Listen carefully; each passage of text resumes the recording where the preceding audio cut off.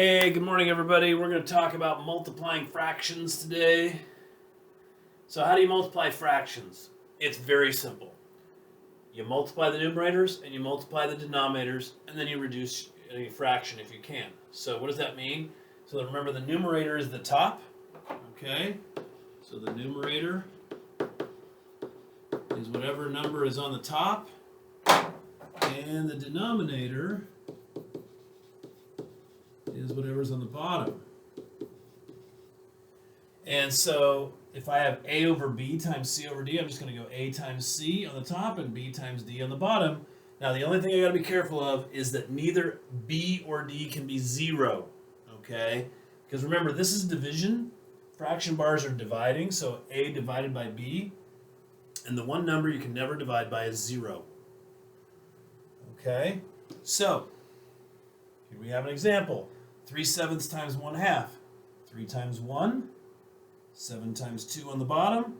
3 times 1 is 3, 7 times 2 is 14, and there's my answer, 3/14.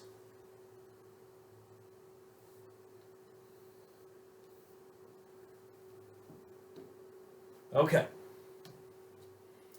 So here we got 1/5 times 1/3, so I'm just going to go straight across the top. 1 times 1 is 1. 5 times 3 is 15. That's 1/15. So why don't you pause the video here and do this problem, and then jump back on and show me that you got the correct answer. Okay, so I got 8 times 3 is 24, and 9 times 4 is 36. Okay, now I can reduce this one. Okay, so the biggest number that will go into both these is 12. 12 will go into 24 twice, and 12 will go into 36 3 times. So this is 2/3. Now, sometimes it's easier to, when you're doing a problem like this, so let's rewrite it, 8/9 times 3/4, is to simplify it first. So what you can do is you can simplify things on the top with things on the bottom. So for example, I got a 4 down here and I got an 8 up here. 4 will go into both those. 4 will go into 4 once, so I can cross out and put a 1 there. 4 will go in there twice, so I can cross that out and put a 2 there. 3 will go into 3 one time, I can cross that out, put a 1 there. 3 will go into 9 3 times, so I can cross that out, put a 3 there. 2 times 1 is 2. 3 times 1 is 3. Sometimes that makes it easier to solve the problem.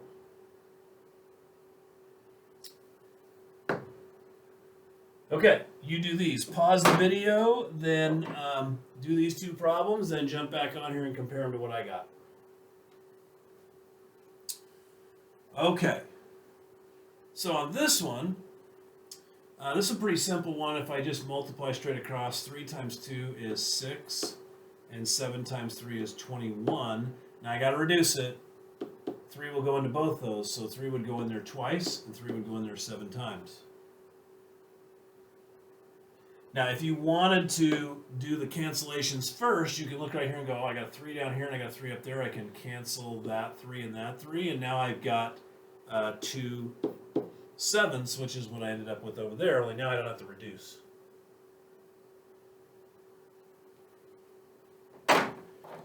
Okay, on this one, oh, I got a 9 here and a 3 here. I can divide that by 3, I'll make that a 1, and I can divide 9 by 3 and make that 3. And look here, 4 and 10 are both divisible by 2. So I can divide 4 by 2 and I get 2, and 10 by 2 and I get 5. So now I just multiply across. 2 times 1 is 2. 3 times 5 is 15. My answer is 2/15. If I had done it the other way, I would just multiply straight across. This would be 12 on the top, and this would be 90 on the bottom. And then I got to find a number that will divide evenly to both those. Well, let's see. Oh, how about 6? 6 will go into 12 twice, and 6 will go into 90 15 times. So, you know, this is a little easier to me. Do it whichever way you get it right. Okay, you have 2/3 of a bag of flour and you use 3/4 of the flour to make empanada dough. How much of the entire bag did you use to make the dough? Okay, so I have a fraction of a fraction. So the picture kind of helps you out here. It shows 2/3 of the bag is full of flour, so you're full of flour to here. Okay? I'm full of flour up to here. And I'm going to use 3/4 of what's left. So I'm going to use this amount right in here. So I'm using 3/4 of 2/3. Now, when you write that, 3/4 of 2/3, that means multiply. Okay? Anytime you use the word of, that means multiply. 3/4 of 2/3. Okay, so this is a pretty simple one to go, oh, you know what? There's a 3, there's a 3, there's a 2, and there's 2 2s down here. I multiply this together. 1 times 1 is 1, 2 times 1 is 1/2. So, I used half the bag. And I should write that out. I used half the bag.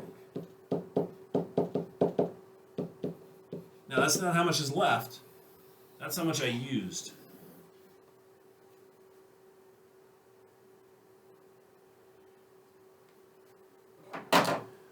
Okay. Moving right along. All right, what if I've got a mixed number? Okay, mixed numbers are not much more difficult. You just got to convert them into an improper fraction. So how do I do that? So the 1/2 is just fine. I'm just going to copy this over. 1/2 times, this is my problem. So I'm going to go 2 times 4 is 8, plus 3 is 11, and then 4ths goes on the bottom. Okay, so if you think about why does this equal 11/4? Well, if you think about it, I have 2 full somethings, and I have 3/4 of something. Okay, so if I divide these all into fourths,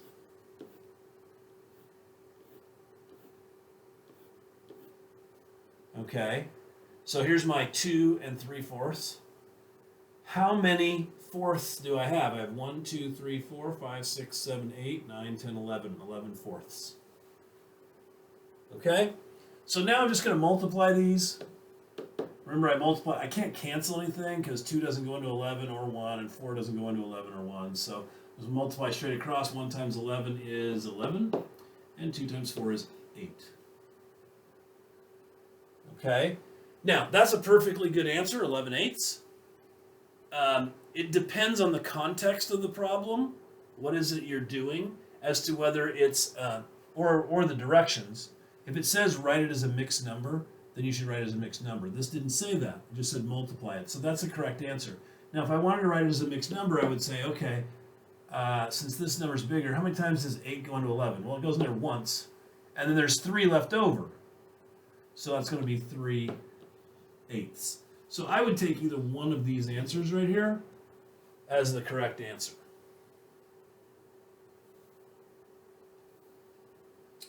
Okay, you do 1/2 times 3.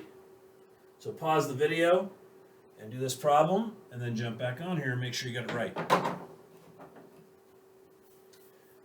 Okay, so the tricky thing about whole numbers, people get messed up with them sometimes, even though they're really pretty easy. The secret is to rewrite it like this. Okay, 3 is just 3 over 1. So I like to rewrite it like this, and then I multiply straight across. 1 times 3 is 3. 2 times 1 is 2. That's 3/2, which is a perfectly good answer. Or if you needed a mixed number, 2 will go in there one time, and it has 1 left over, so it's 1.5. So either one of those is a good answer.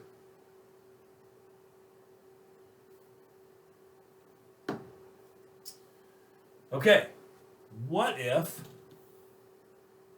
I have two mixed numbers like this? Well, what I'm going to do is I'm going to take this one. I'm going to go 1 times 5 is 5 plus 4 is 9. So this is 9/5 times, this is 3 times 3 is 9 plus 2 is 11 thirds. Now this one, let's see, 3 will go into 9 3 times. So I'm going to simplify first. 3 times 11 is 33.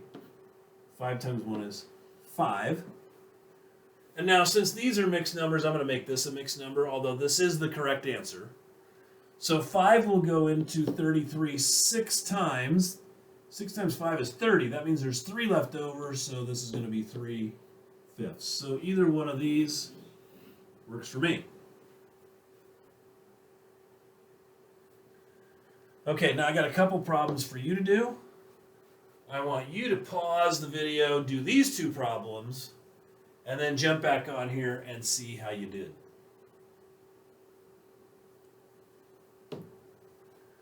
Okay, so this one, I'm going to convert it to an improper fraction. So 3 times 2 is 6 plus 1 is 7. So this is 7/2 times 4/9.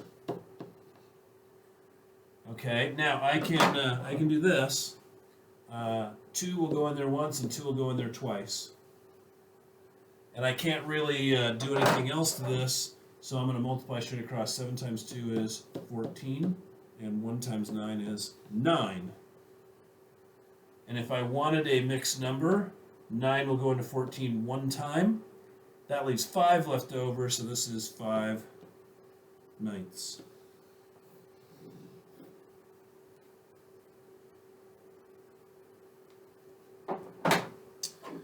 Okay, so you should have gotten either 14/9 or 1 5/9.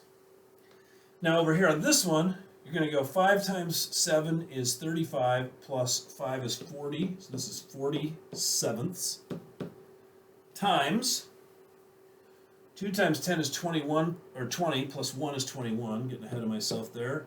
21/10. Okay, now I can cancel something because 7 will go into 7 once and it will go in there 3 times. And 10 will go in here once and it'll go in here 4 times. So this is a super easy one. 4 times 3 is 12. 1 times 1 is 1. That's just 12. That's a nice answer.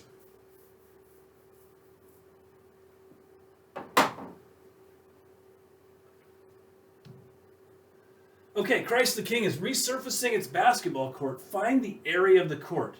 Okay, so remember, a basketball court is a rectangle. And the area of a rectangle, the area is the base times the height, which we usually write as B times H, like that. So the base is right here, it's 13.5. So my area is 13.5 times the height, which is 21.3. Okay, so I'm going to multiply these together. I need to get these into an improper fraction. So this is going to be 13 times 2 is 26, plus 1 is 27, over 2. And here I get 21 times 3 is 63, plus 1 is 64. Okay, now this is one I want to simplify first because it's going to make my life a little easier.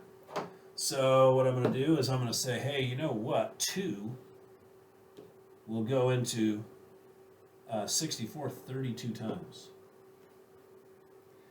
And 3 will go into 27 9 times. And so this is just 9 times 32 over 1 times 1. So I don't really need to do the bottom, that's just 1. And anything divided by 1 is just itself. So I just got to do 9 times 32. So I'll go over here. 9 times 2 is 18. 9 times 3 is 27, plus the 1 is 28. So this is 288.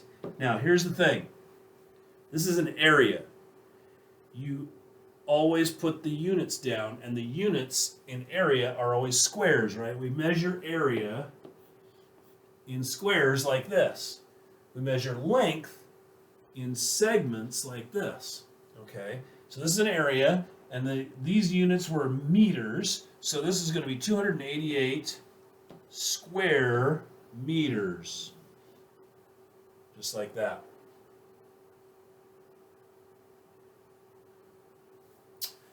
And we're done with that one.